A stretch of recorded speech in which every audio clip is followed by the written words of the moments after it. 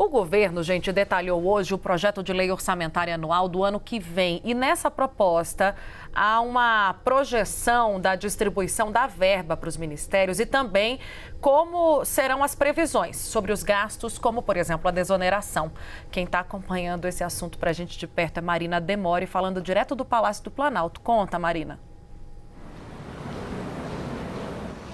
Oi, Tainá. Boa tarde para você, para o Uribe, para todo mundo que está acompanhando a gente. Olha, a gente acompanhou aqui na CNN na sexta-feira da semana passada que esse texto foi enviado ao Congresso Nacional e hoje de manhã houve, então, essa coletiva de imprensa promovida pelos Ministérios do Planejamento e também da Fazenda. Participaram também representantes da Receita Federal e da Secretaria Orçamentária para detalhar, então, como deve ficar o orçamento de 2025, que ainda precisa ser aprovado, claro, pelos parlamentares, por senadores e também por deputados. Esse texto traz toda a estimativa da Receita e a programação de despesas para o ano seguinte do governo federal. São definidos, por exemplo, os valores que são destinados a cada ministério da esplanada, né? E sobre esse aspecto eu trago um destaque, né, que diz respeito, então, à previsão de mais de R$ 1 trilhão para o Ministério da Previdência Social. Esse é o maior valor histórico de recursos destinados para a pasta, que é, historicamente, a pasta que detém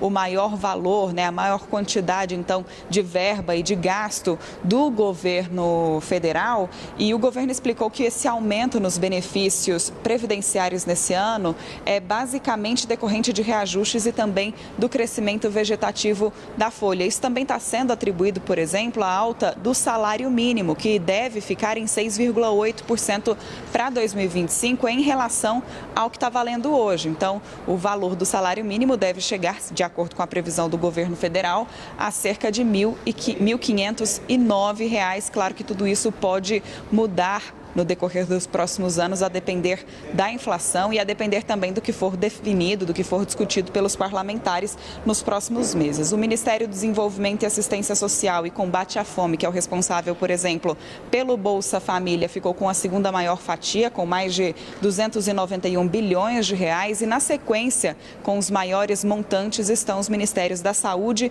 e da Educação. Outro ponto importante trazido na previsão do orçamento diz respeito à meta fiscal.